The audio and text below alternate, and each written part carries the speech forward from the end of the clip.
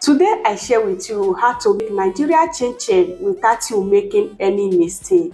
Hello sweetie, welcome back.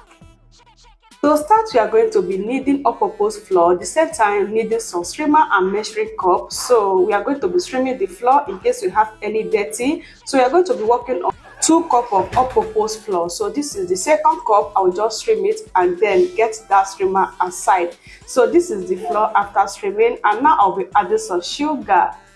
The same time I will be adding nutmeg, so baking powder. I will add in salt. Then stir the dry ingredient together until it gets combined like this. So now I will be adding butter. So over here is butter. Then I have to check my hand because I've already washed my hand with clean water. So remember to wash your hand. So now I will get that mix very well until the butter and the flour get dissolved like this. So this is that. So now I will be adding 3 eggs. So I make use of 3 raw eggs. So I just breaking that inside the butter. So I just adding all the egg. Now I'm going to be adding half cup of milk. So this is fresh milk. Then get everything mixed. So now you don't need water. So this egg and this milk is going to allow you to get mixed. Don't be adding any water, guys. Don't add the water. So only this egg and this milk is going to allow you to get it done like this. So now I will be adding a little bit of flour. I keep on mixing that until it's well mixed and ready to use. This is what I have after mixing. I'm going to cover that for 30 minutes with my kitchen towel. So 30 minutes later, this is what it look like. It have dissolved at this point. I will be adding some flour in the surface, then bring that out just like this. So now I'm going to be getting that divided. I'm going to divide the batter into 2 equal sides. So first of all, I will keep this one aside, cover it again with my kitchen towel, keep it aside. So then I'll be working with this first one. So just roll it and make sure that accurate size. So that's why I have to work with your roller. So use this kitchen roller to roll it until it flat like this. See the size I have. So just like this, I'm done. So now I'm going to use this cutter to give that cutting size. Just like this, I will just cut it little size. I don't want the chicken to have that big stone, so you just work with tiny stone. You're going to love it more than big stone. So this is just the size of Nigerian ChinChin. Yeah, if you know, you know. So that is just how I'm going to get this done. Look how tiny that look. So now I'm going to divide everything out. Then the same time use my cutter to cut it tiny size like this. Just like this, guys. If you want to eat Nigerian ChinChin exactly the size of Nigerian ChinChin, just work on like this. So this is what I have after doing that. So I just keep on this process, and after that, look at that. Look at that.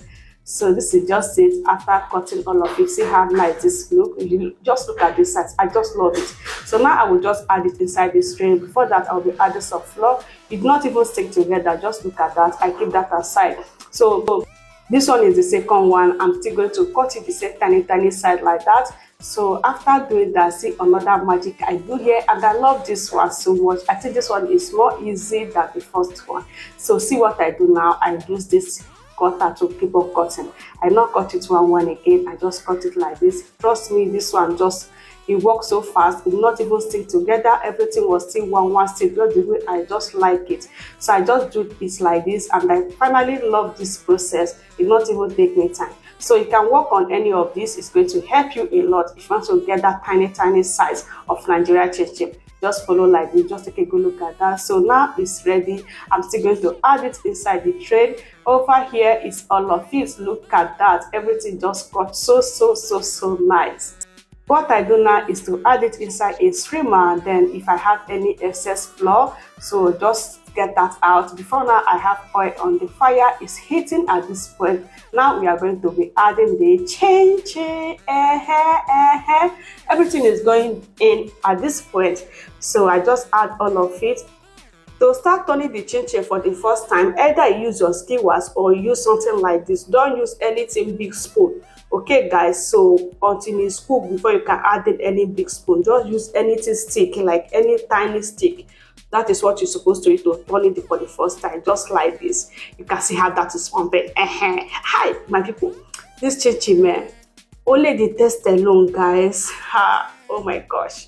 Nobody put this thing for mouth wey no like am.